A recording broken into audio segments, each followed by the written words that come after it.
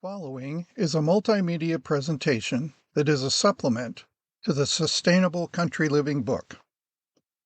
This topic dovetails with Chapter 7, Alternative Energy, Solar Power. In this topic, we're going to look at solar power and its benefits in creating alternative energy. All right, we all know that the sun's energy creates heat and light, but it can also be converted to make electricity, and lots of it. One technology is called solar photovoltaics, or PV for short. You've probably seen PV panels around for years, but recent advancements have greatly improved their efficiency and electrical output. Enough energy from the sun hits the Earth every hour to power the planet for an entire year. Here's how it works. You see, sunlight is made up of tiny packets of energy called photons. These photons radiate out from the sun, and about 93 million miles later, they collide with a semiconductor on a solar panel here on Earth. It all happens at the speed of light. Take a closer look, and you can see the panel is made up of several individual cells, each with a positive and a negative layer, which create an electric field. It works something like a battery. So, the photons strike the cell, and their energy frees some electrons in the semiconductor material. The electrons create an electric current, which is harnessed by wires connected to the positive and negative sides of the cell. The electricity created is multiplied by the number of cells in each panel, and the number of panels in each solar array. Combined, a solar array can make a lot of electricity for your home or business. This rooftop solar array powers this home, and the array on top of this warehouse creates enough electricity for about 1,000 homes. Okay, there are some obvious advantages to solar PV technology. It produces clean energy, it has no emissions, no moving parts, it doesn't make any noise, and it doesn't need water or fossil fuels to produce power. And it can be located right where the power is needed, in the middle of nowhere, or it can be tied into the power grid. Solar PV is growing fast, and it can play a big role in America's clean energy economy. Anywhere the sun shines. The first thing is it produces clean energy. That means it's not using fossil fuels or non-reusable energy sources. Solar only uses power from the sun, which is clean, and it is perpetual as long as the clouds and things aren't in the way. It has no emissions like the traditional power plants would. It has no moving parts, like a hydroelectric dam has moving parts, like a wind generator has moving parts. Solar has no moving parts to break or wear out. Solar panels don't make any noise. They don't need water, like hydro does. They don't need fossil fuels, like coal and oil and diesel-powered generators would. It can be located where the power is needed. In other words, you don't have to have a solar farm. You can have solar panels on your home or on your property right there where you need the power. And it can be tied to the grid if you wish, or it can be not tied to the grid, depending on the setup that you desire, and we will address those in this presentation. This next video will talk about the solar panel system components that make up a complete system.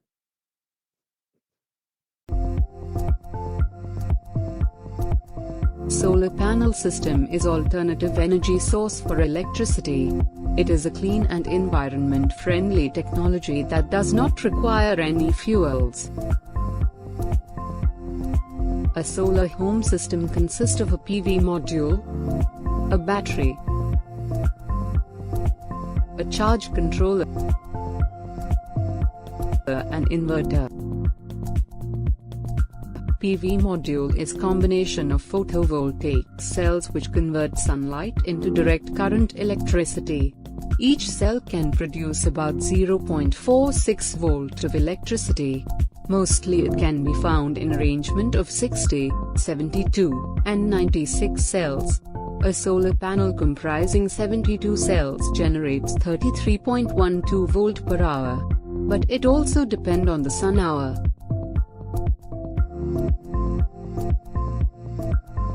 Charge controller is used to control the electricity flow between module, battery, and loads.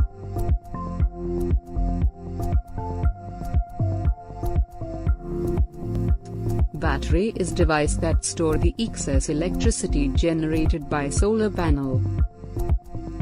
Then store energy can be used at night when solar panel don't generate energy. The electricity solar panel produce is in direct current, but for home, alternative current is needed. Inverter is device that convert direct current into alternative current.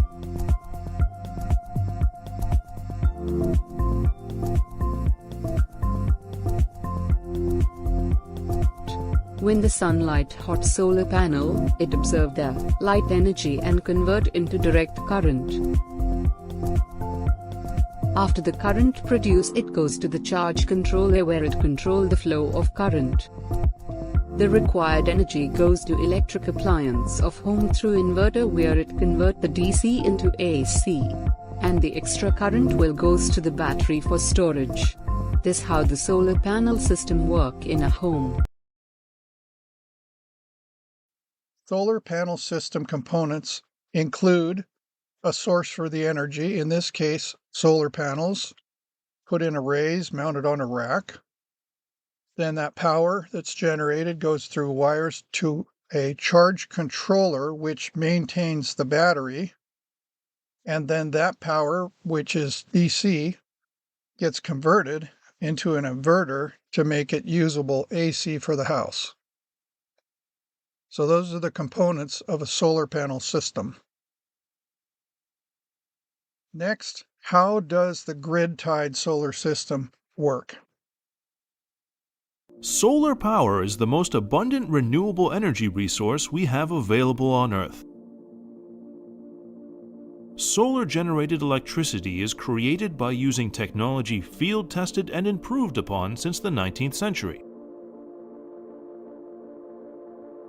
When sunlight hits the modules on a solar photovoltaic, or PV, installation, the modules convert the sun's energy into electricity that can be used to power your home. Whether the electricity is being drawn from a PV installation or a utility company, your home's power performance will stay the same. The direct current, or DC power, that the installation produces is wired into an inverter.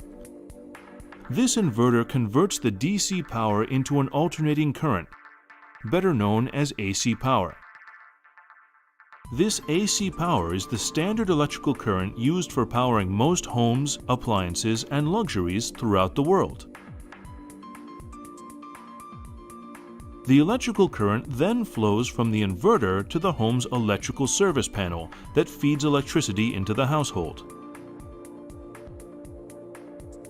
An optional tracking meter can keep track of a home's total electrical consumption, the total output of the solar installation, and more.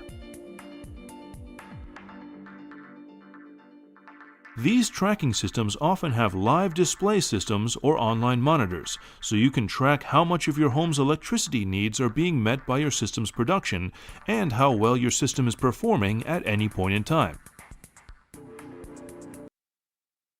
So you have seen that the grid-tied solar power system is generating power from the sun through the solar panel. It's the most abundant alternative energy source that we have on the planet. Panels produce direct current, which can be inverted into AC to be usable in the house or on the grid, and the DC can be used to charge and maintain batteries. While panels produce direct current, houses use alternating current, and so does the grid.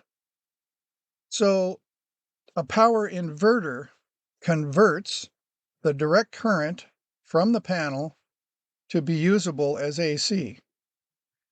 Now, if you have batteries, before it gets converted to AC, it is used as direct current because batteries are direct current. Or if you are grid tied and do not have batteries, you may have microinverters at the solar panels to be able to convert it to alternating current right away to go into the grid or into the house.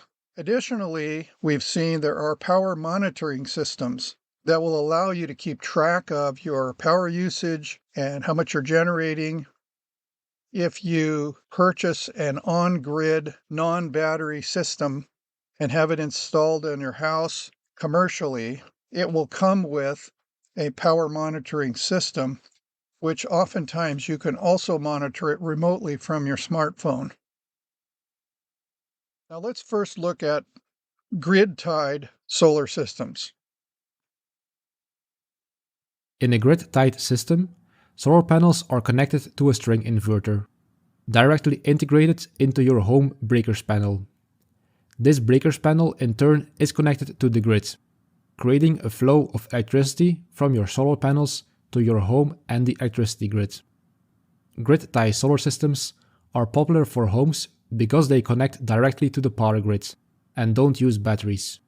These systems are simple, using solar panels and a string inverter that changes the solar power into electricity your home can use. When the sun's out, your solar panels make electricity for your appliances. Any extra power returns to the grid, and you get credit for it. This credit can help lower your power bills. This is called net metering. This type of solar system is cheaper, because you don't need to buy batteries, and it's easy to take care of. You can also earn back money by sending extra power to the grid. But there are downsides.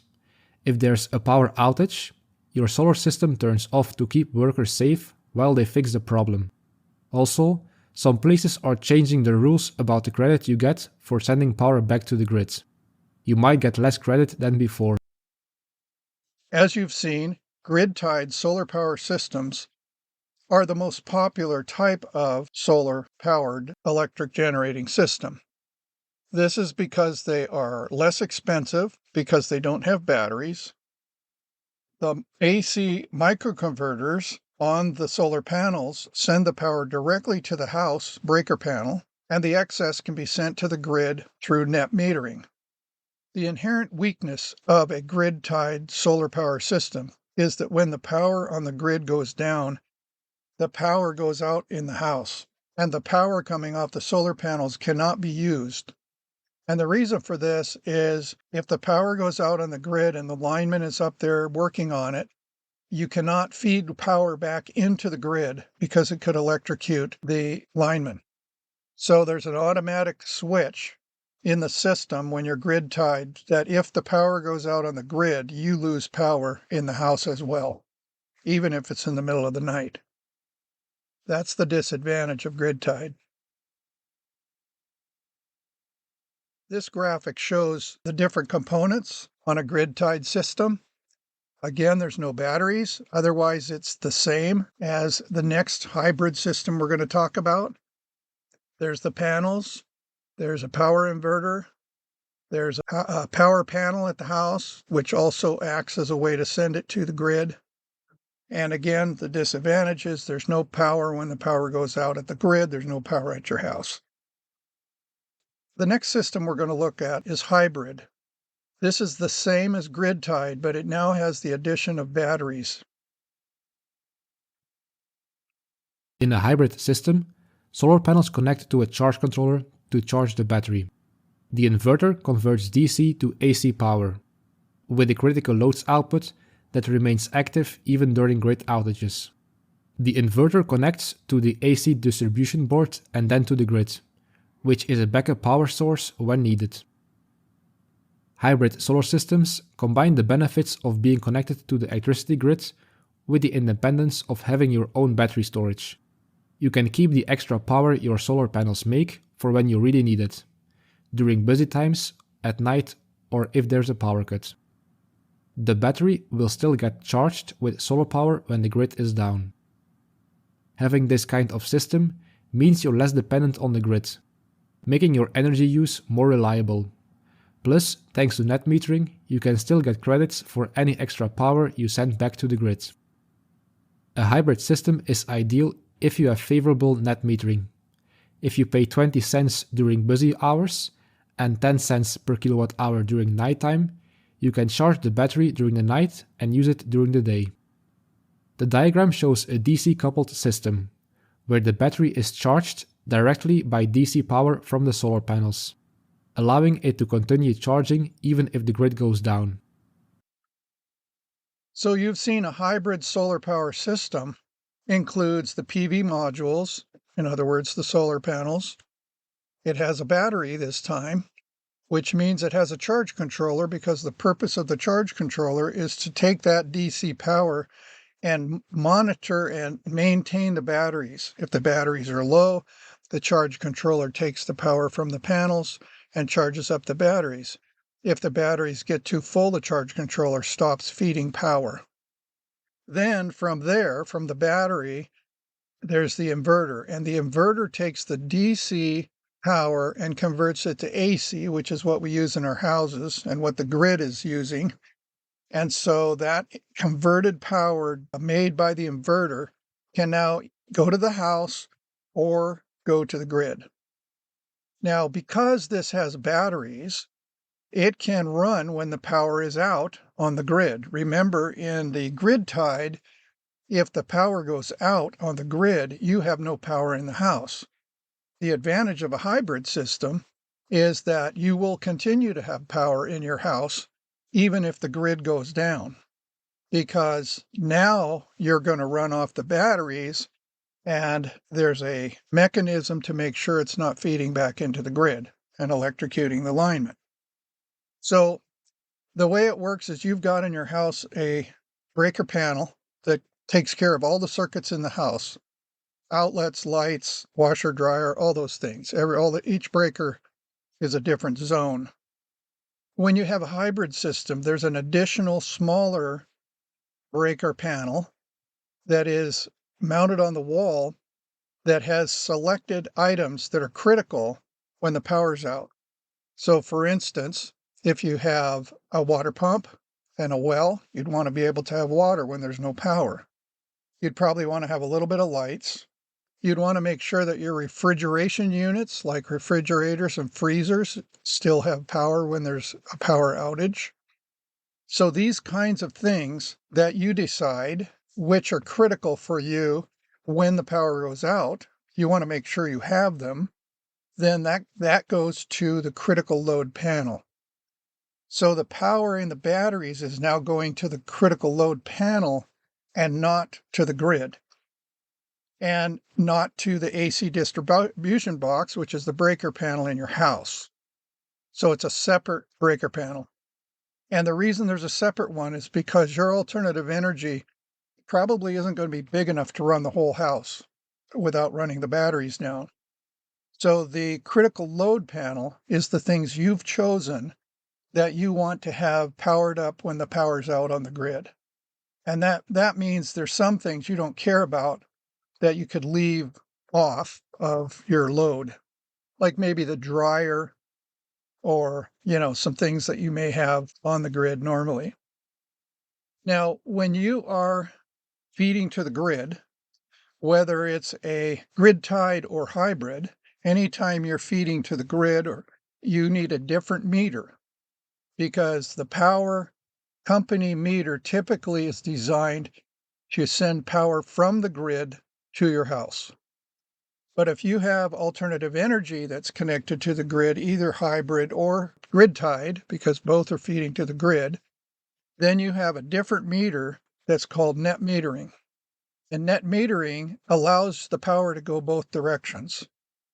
So let's say you have a hybrid system and it's a sunny day and your batteries need a little oomph and you're using power in the house, but it's a sunny day. So you're pulling in enough solar, assuming you have a good sized solar array, you're pulling in enough power to take the needs of your house and keep them on solar, as well as charging up your batteries. At this point, you're not using the grid at all.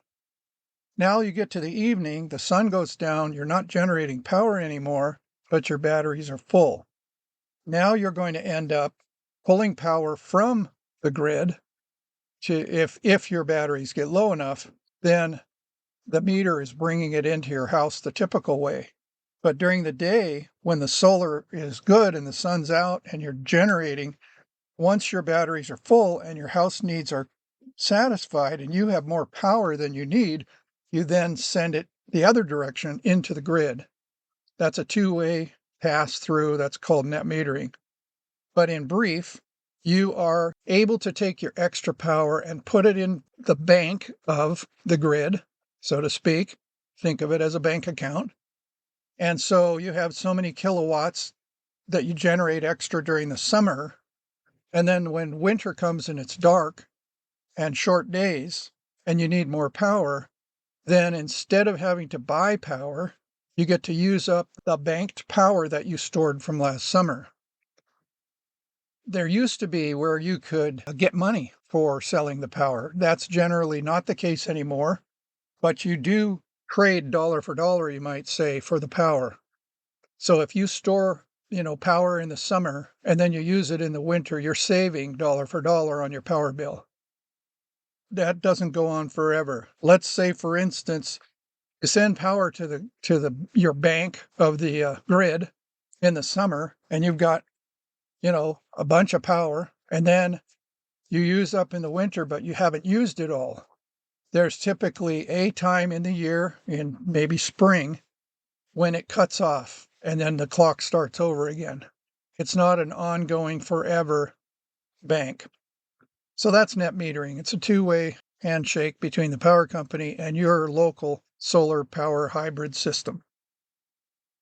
The nice thing about hybrid is it's a backup power source during an outage, unlike grid tied. Remember, this is grid tied. The only difference is it's got a battery backup. So the solar can charge up the batteries and it can provide the power for your house. And then if the power goes out on the grid, you still have power for the critical loads, depending on what you have chosen to put on the critical load panel and how long your batteries will last. So this diagram we're looking at now is showing graphically the components of this hybrid system. In the upper left, you see the solar panels on the roof of the house. You see the charge controller in blue, and the next item down is a battery, a lithium battery. And then in the middle, in the blue, is the power inverter. That changes the DC to AC.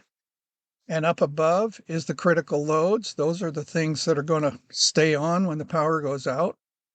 And then the unit to the right is the distribution panel, which then sends it out to the grid. So that's the extra pieces that you have compared to the drawing we saw earlier of the grid tied.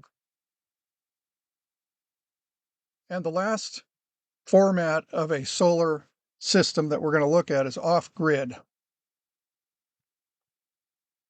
In an off-grid system, solar panels connect to a charge controller, which charges the battery. The power then flows to the inverter charger and the distribution board. A generator can supplement power during cloudy weather or during winter. Off-grid solar systems are for places without easy access to the power grid, like remote cabins or areas where grid connection is too costly. For example, a van, a boat, or a cabin. Setting up an off-grid system takes planning. You need to figure out how much power you will use to get the correct number of panels and enough battery storage. Off-grid solar costs more upfront because you're buying batteries and more equipment. You can also use an off-grid system as a backup for your home. It can keep essential things like your fridge and lights on during a blackout. So we've seen from this video that an off-grid solar power system basically has the components of the hybrid system without being connected to the grid. So you have the PC modules, which in this case are always going to be DC. Remember, if it's grid tied, they could be AC, because at the panels, the inverters could be at the panels and change it right away to AC to send it to the grid and use it in the house. But in the case of hybrid or off-grid, it needs to be DC to charge the batteries. So you have a charge controller, and then the batteries get charged, which are DC. Then it goes to the inverter and changes it to AC. In this case, it's not going to send it to the grid. It's just going to feed it to the house. Because you're not connected to the grid, your neighbors running out of power in an outage doesn't matter because you're off grid. You're not connected at all. Batteries are charged by the solar even if there's an outage in the neighborhood, you're going to still not only be able to use your batteries, but the sunny days are going to replenish the power in the batteries. Now, usually when you're off grid, you would also have a backup generator and an inverter of a quality size and a generator of a quality size will automatically switch to the generator and turn it on and feed from it if there isn't enough in the batteries. Otherwise, you can do it manually. When the things get low on the battery, you can go out and fire up the generator manually. The advantages of off-grid, or the reasons people would be off-grid, is some people choose to be off-grid because they don't want to be connected to the outside services at all. But other people do it because they're in remote locations, such as a cabin. And so if your cabin is way out in the boondocks and it's too far to run the power, then, you would be choosing to be off-grid. Therefore, it costs more money because off-grid, you've got the batteries and everything like that, and you need more batteries and more solar panels if you're off-grid because you don't want to be running out. It's not just for an emergency. It's going to be for good. So if you're off-grid, you're typically going to spend more money because you're going to have more solar panels, more batteries, etc. Some other uses for off-grid is in an RV. You can have an RV with solar panels on the roof and an inverter and so forth, and be able to be boondogging, you might say, where you're not hooked up to an RV park and you'll still have power. RVs are set up that way. They just don't have solar and batteries and an inverter. They do have a coach battery that is a deep cycle battery that runs the RV when it's boondogging, when it's not plugged in. But it's not designed to do it for a long, long time because you fire up your RV and you drive away and the motor is charging up that battery. But if you were going to, say, have an RV and be remote and stay there, you would want to have enough solar and batteries to keep you going. The other one is a boat. If you had a sailboat, for instance, you could have solar panels on the roof and wouldn't take a lot of solar setup for a boat because you don't need a lot of power on a boat. But anyway, those are some of the reasons why people would be off-grid. And just remember, it costs more to do off-grid. Hybrid costs more than grid-tied. But all of these qualify for the tax credits that we're going to talk about later on. So here's a graphic showing the components of off-grid, and it's basically the same as the hybrid, except it does not send it to the power grid, and instead it has a power generator, often a portable one. Now, the next thing we're going to talk about is how do you mount the solar panels, whether it's on the roof or whether it's on a rack on the ground. What is a mount? A mount is a foundation that holds your solar system in place. There are two general options, roof mount and ground mount. A roof mount option tends to fall as the default choice because it's less expensive. Roof mounts will cost upwards of $40 per panel, while a ground mount system is upwards of $90 per panel. These prices are for materials only and do not include installation or labor. Costs can vary depending on things like the layout and the roof type or soil type.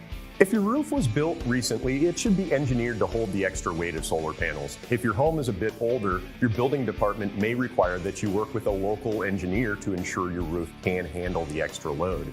Since you don't need to build an extra structure, roof mounts are faster and cheaper to build and usually take people a weekend or so to install their solar array. Also, roof mount labor and equipment in most cases will cost you less. Roof mounts also use space more efficiently, which is great for small properties.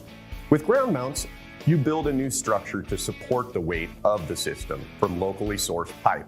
This pipe will be buried in the ground, surrounded by concrete as the foundation of the structure. Roof mounts can have space issues too. Obstructions like vents, chimneys, shade coverage, etc. may limit the usable space to build on your roof. In these cases, ground mounts can work better, especially if you have room on your property. A lot of our customers who live in rural areas tend to opt in for ground-mounted systems. The main appeal of a ground mount is the ease of access. You might need to access it for maintenance, cleaning, or to expand the system down the road. With roof mounts, you have to grab a ladder and climb on the roof for these projects. Ground mounts are way easier to get to. Also with ground mount applications, you have more control on panel position. By optimizing your solar array angle, you can squeeze more energy out of your panels, unlike with roof mounts where you're restricted to your roof's layout. So ground versus roof mounting. Roof mounting is less expensive because you're not building a structure underneath it to hold it up. You're using the existing house or building for mounting these panels. It's good on property that doesn't have a very big lot, where you don't have the luxury of putting it in your yard. The limitation is, what if your building isn't oriented to the sun with the right angle? And what if the pitch of your roof isn't ideal for capturing as much solar as you can? The angle of the roof is not as big a deal as the roof direction. The roof direction is critical. And it also matters if there's trees around that are going to block it. One thing to consider, as we saw in the video, is that you need to understand if your building is new enough that the structure holding up the roof is able to handle the extra weight of the solar panels. And if you're not sure, if it's an old house, you might want to do some checking to find out, because you don't want to overload your roof. Because remember, not only are you adding weight of the solar panels, but what if you get a big, heavy snow pileup on the roof on top of that? So your roof might have been capable of handling the heavy weight of snow in a big piled up wet snow kind of event. But if you also have the weight of the solar panels, your roof structure may not be designed for that. The other thing is to consider the roofing material. If it's metal, it's probably not any big deal. But if you've got other kinds of roofing, whether it's 3-tab asphalt shingles or composite or any other kinds of shingled roof, keep in mind that that roof's going to have to get replaced. Roof material is going to have to get replaced every couple of decades. So if the roofing material on the roof is old and weathered, and you put new solar panels on there, you may have to take it off in order to replace the roofing to put them back on. I have seen a building that is leased by the National Park System. It's quite a big building, multiple stories, and the whole roof is covered with solar panels. Even though it's a fairly new building, they had to pull all the solar panels off the roof to redo the roofing and then put them all back on. And that was like 2 or 3 stories in the air. So consider the capability of your roofing structure, your trusses, to be able to handle the weight, and consider the angle that it's facing, and consider the roofing material that is on your roof to see if it's got lots of life left in it. Now, one of the disadvantages of a roof mount is it's dangerous to climb up on the roof. Whether you hire it done or whether you are doing it with some friends, falling off of a roof can be a very, very life-altering issue. So my personal preference is ground mount, because I don't want to climb on a roof. So ground mount is where you are not putting it on the roof, and therefore it's more expensive. You've got metal structure. Some people do it out of wood, but metal structure, concrete in the ground. So you've got to do all that.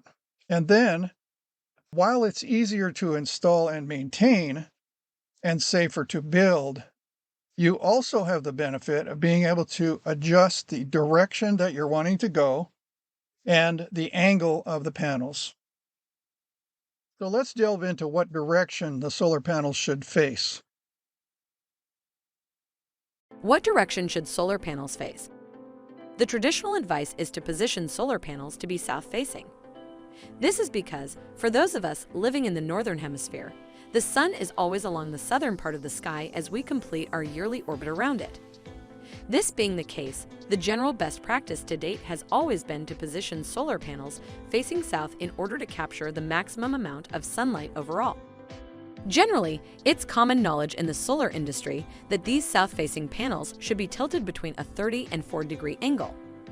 This angle varies and is just about equal to the latitude of your home, how far north you are in relation to the equator. The reasoning behind this angle specificity is to ensure sunlight hits panels at a perpendicular angle, which produces the most energy. An angle along these lines also helps snow to slide off of solar panels more easily during winter in the northern latitudes. Some rooftops slope just about perfectly in a way that lets installers secure the panels flush against them and still be at a great angle for capturing the sun's energy. Other rooftops might be steeper, or some others are flat. Depending on the type of roof you have, there are different mounting systems to help position your solar modules so that they can produce at their best. Why you might consider west-facing solar panels. South-facing panels work well when you have a standard tier-based rate structure with your utility company. This rate system charges you based on how much energy you use on average. If you're a big-time energy user, you're charged a higher rate than those who use less energy overall. If you have a time-of-use rate structure, then west-facing panels might make more sense. This is because time-of-use rates mean you will be charged more for electricity during peak use times rather on usage volume. Peak use times are when most people will need and use power. For most places, this is highest in the late afternoon or early evening. This is because it's generally when we return from school or work and run the AC, cook dinner, do homework, watch TV, and any other activities that might require electricity for light and other power needs. During this time, the sun will be heading toward the western horizon to set. If your solar panels face west, you're able to capture the sunlight during the most critical time for the best energy production. The advantage here is that you can use the power that your panels are producing live. When you do this, you avoid the need to pull extra energy from the grid, which means you won't be charged the higher utility rates. The difference can be a big one when you consider that it's possible to generate 49% more power during peak electricity needs in time-of-use areas with west-facing panels. So you've seen that for those who live in the Northern Hemisphere, the general understanding is the solar panels need to face south. Obviously, if you're in Australia or the Southern Hemisphere, then it's just the opposite and you'd be facing north, because that's the direction where the sun is. But we're going to talk in terms of facing south for Northern Hemisphere. The angle of the panel should be considered when designing or mounting solar panels. Again, the angle of the panels isn't quite as critical as which way it's facing. And if you're facing north, you're not going to get much power because you're in the shadow all the time if you're in the Northern Hemisphere. If you're facing south, you're going to do pretty good. And approximately the angle is similar to the latitude where you are on the globe. And keep in mind, it'll be different in the summer than it is in the winter because of the angle of the sun. And there again, it's my opinion that this isn't as critical. It's good to think about it and plan for it when you're designing your plan, but the time you're really going to need the sun is in the winter. So I would angle the panels if you're going to build a ground mount where you can do it any angle you want. I would do it designed for winter sun and leave it and just don't worry about it because in the summer you'll have plenty of power. If you're like California where they charge more money for later in the day when more people are on the grid, called time of use rates, they might pay twice as much money in the evening for power than you do in the morning because everybody comes home in the evening and everybody turns everything on and the heat and everything forces the power companies to fire up these other power generating options that are less environmentally friendly and potentially cost more money. So they pass that on to the consumer and charge them more money for later in the day. If you have that where you live, then they're suggesting from this video that facing west might be a consideration because then in the afternoon, even though you have less sun intensity, the facts are that's when you need the power.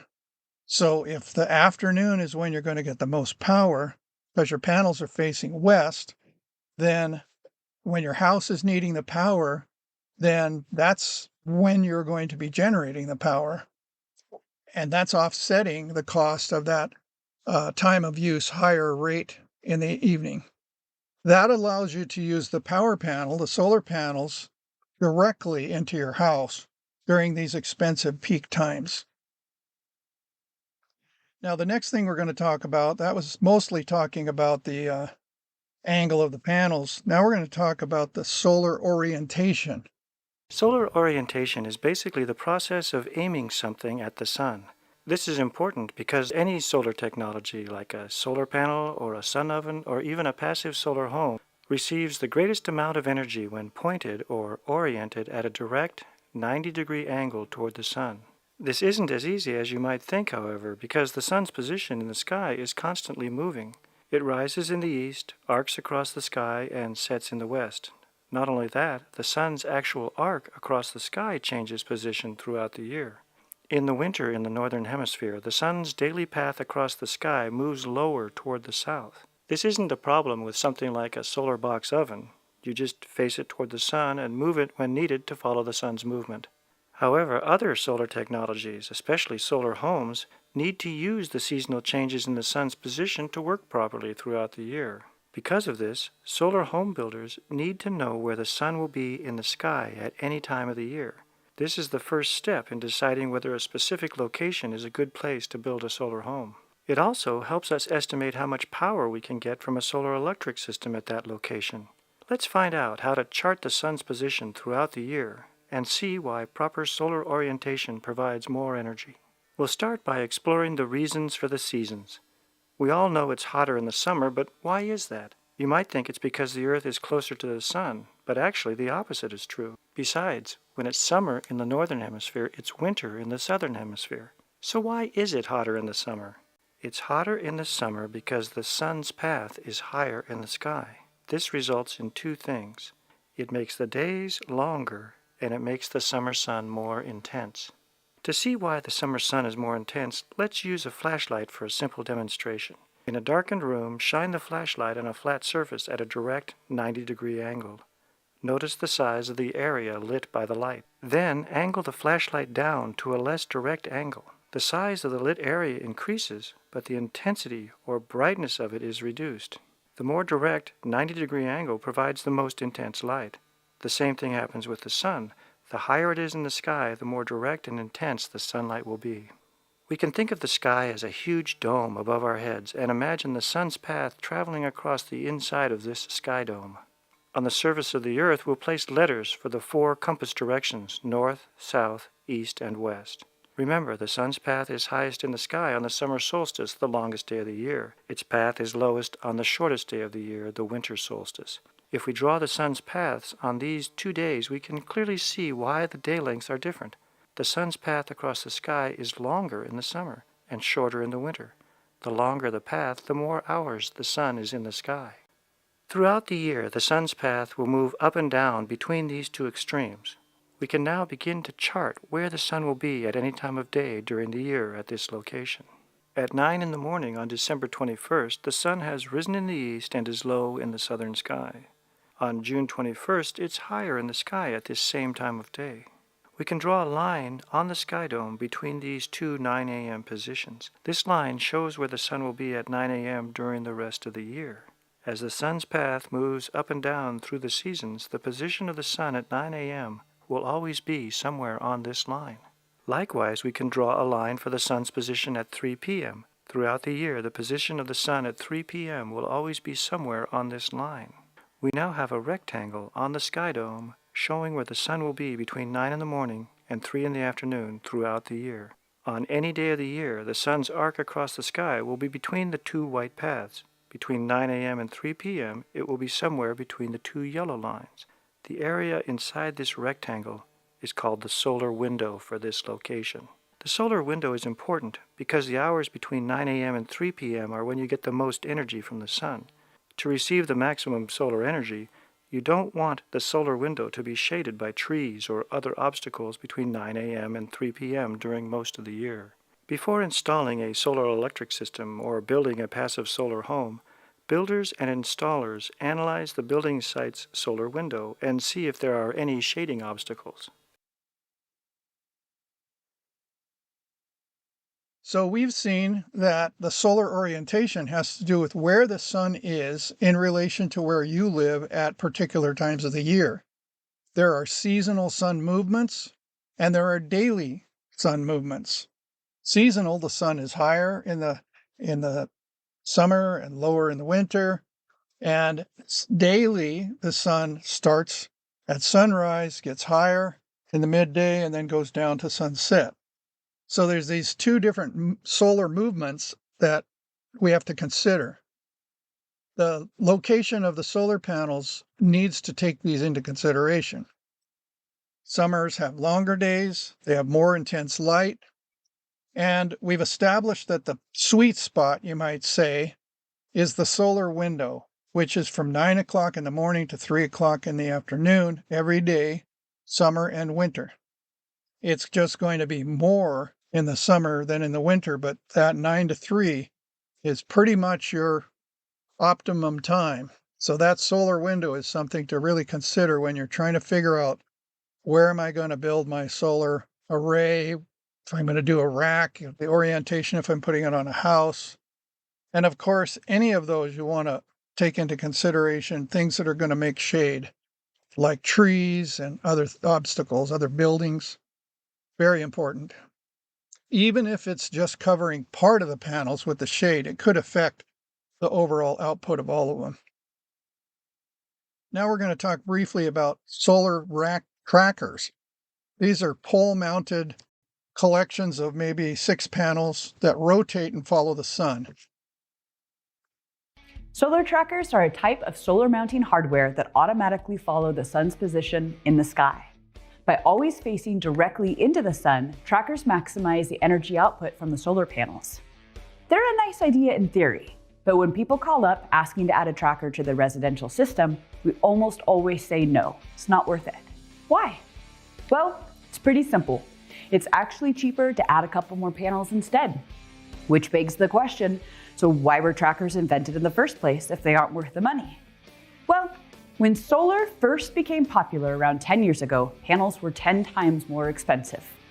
So there was a higher demand to use tracking mounts to maximize those costly panels and get the most out of the sun each day.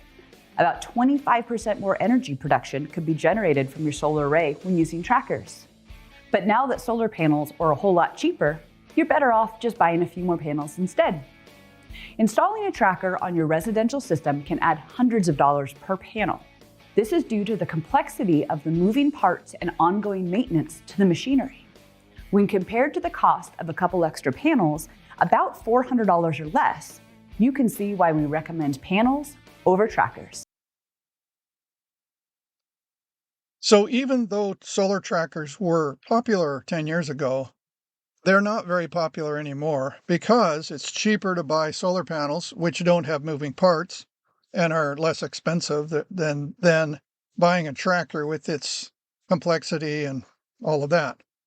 So solar trackers are expensive. It's cheaper just to buy a few more panels. Trackers were popular 10 years ago, but because the price of solar panels have dropped 10 times, they're a tenth of what they used to be, then the purchasing of a tracker is just financially not a good thing to do. And again, solar panels have no moving parts, whereas a tracker is complicated and has moving parts which can wear out. Now we're going to look at a story of this couple who somebody talked them into signing up for free solar panels, and what a catastrophe that turned out to be. Retirement for 82-year-old Bernard Mosley and his 75-year-old wife Tassa means staying on a budget. So when a man knocked on their door in Dumbarton Oaks pitching solar panels in December, Bernard initially said no thank you. I told him, he says, we don't have money to purchase it. He said, oh, there's a government grant. It won't cost you anything.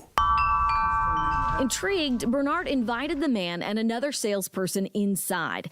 She started with a question. Do you own your home? I said, yeah. She said, oh, well, government grant was going to cover everything.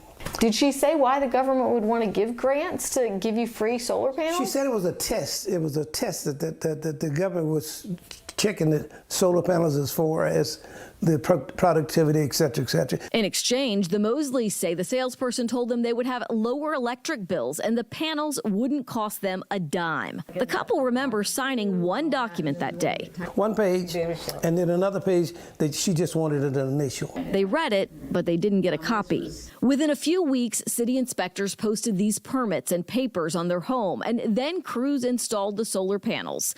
But after that first initial meeting, the Mosleys were never able to reach that helpful salesperson again. She always had an excuse. By text, the saleswoman told Tassa she was with another customer in court. Then she got COVID. Then all communication stopped, and the bills from Sunrun started. That your Sunrun solar account has a past due balance. The letter said the Mosleys were 30 days past due and now owe late fees laid out in their Sunrun contract. I called and asked for a copy of the contract, and then that's when they sent it, and it was 40 pages long. 40 pages with Tassa's electronic signature.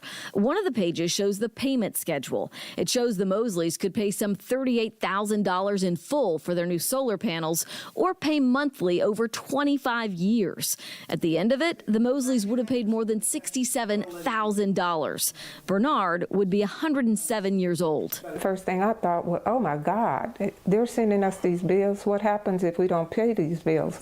Will they be able to, take our home? Good question. When I contacted Sunrun, based in San Francisco, a spokesperson told me the saleswoman who knocked on the Mosleys' door works for another third-party company called Solar Bros out of Dallas.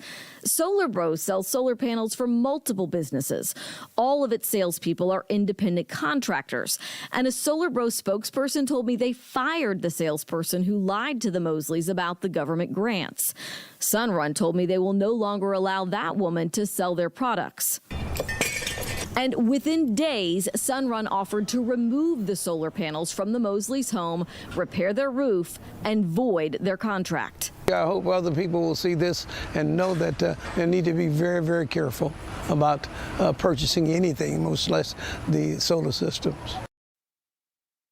So, are there free solar panels? Don't be fooled. There is nothing free. Read the fine print before you sign and keep a copy of what you sign. And keep in mind, you want to find out if there's going to be a lien on your house. Better off don't even do it. So let's talk about whether to lease or buy a system. A lot of times that'll be an option, if not a pressured consideration from a salesperson. Many solar companies you speak to will try to lease you the solar panels, which means that you rent them from the solar installer for a 20-year period and make monthly payments over the term. While leasing your solar panels will give you a much lower initial monthly payment than what your monthly power bill is, there is a yearly escalator of 3% on your monthly bill, which compounds every year, meaning that your monthly lease payment will have nearly doubled by year 25. Now, the other thing that you need to know about leasing a solar system with a payment is that a lot of the solar companies will actually put a lien on your house until the end of your term, and most lease companies aren't going to tell you this. A lot of times that'll be an option, if not a pressured consideration from a salesperson to do a lease. Here are the hidden things you need to understand. Leasing is actually renting. You don't own them. The initial monthly payment is lower than your power bill, but the deposit is due at signing and the initial payment is due when the work starts. The kicker is that there's probably a yearly escalator of 3%, which compounds every year, so it gets worse and worse and worse, builds on itself, and your monthly payment by the end of a 25-year contract is probably double the monthly payments than what you paid before. And remember, your initial payments look pretty sweet because it's less money than you're paying for your power bill. But if it's going to compound and get worse over time, then it's going to be a lot worse by the time you're done with the lease. And another bad thing is they will put a lien on your house. And the reason they do that is to make sure you stay with the lease. And also it's fastened physically to the top of your house. So that's their collateral, is putting a lien on your house, which complicates your life. Now we're going to talk about solar tax credits. The cost of solar has been dropping quickly over the years, but is still unaffordable to many people unless incentives are involved. With this in mind, the US government originally created the Solar Federal Tax Credit, also known as the ITC, to help bring down the cost of going solar. The Solar Federal Tax Credit is a dollar-for-dollar reduction in the amount of income tax you owe. This means if you pay any federal income tax throughout the year, you can use the solar tax credit to pay some of or all of what you pay in federal income taxes. This lowers the amount you owe out of pocket and may even result in you getting a refund on your taxes. The Inflation Reduction Act passed in 2022 extended the deadline of the ITC and set the tax credit at 30% of your solar installation costs. It will remain at 30% until 2032. In 2033, the tax credit will drop to 26%. In 2034, it will drop to 22%. And in 2035, the tax credit is set to expire. This gives people 9 more years to take advantage of the full 30% tax credit. This means you can get a tax credit worth 30% of the cost to go solar. This includes the cost of solar panels, wires, mounting equipment, inverters, labor, and any related taxes and permits. The exact total cost of these things depends on the amount of solar power you install, so the cost will change from home to home. There's no limit to how big or how small your solar system can be or how much you can get on the tax credit. You can also include the cost of a battery storage system as part of the installation costs under the tax credit. You can get the tax credit if you install the solar system yourself and if your home isn't connected to the electric grid. There are a few important qualifications for the solar tax credit. One important distinction that confuses and misleads many people is the tax credit is about owing federal income tax prior to filing your taxes, not whether or not you typically owe money on your tax return. It doesn't matter if you typically owe money or even if you typically are owed money on your tax return.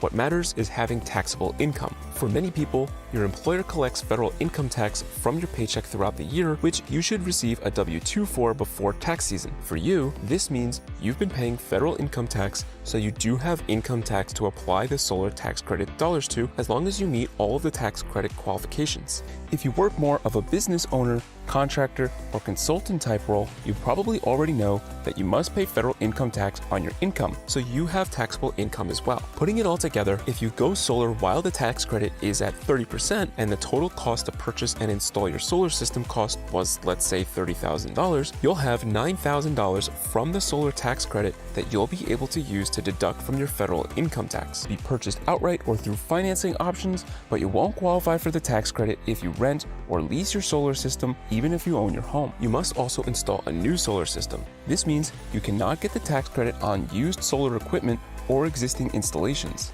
However, if you already have solar but want to add more, you can get the tax credit for the new installation only.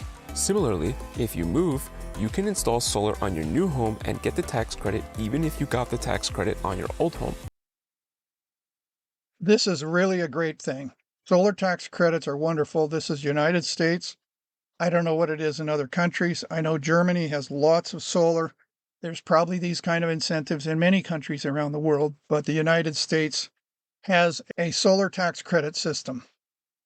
And what you need to understand is a solar tax credit it's not a tax deduction, it's a tax credit. A solar tax credit is better than a tax deduction. Let's say you make, just to pick a number, $100,000 a year, and your taxes are $20,000. Income tax, federal income tax. A tax deduction, by comparison, is, let's say you pay tithe, and let's say you paid, just to use the same numbers, $20,000. It's a deduction of the taxable income. This is a credit. This is straight off your taxes.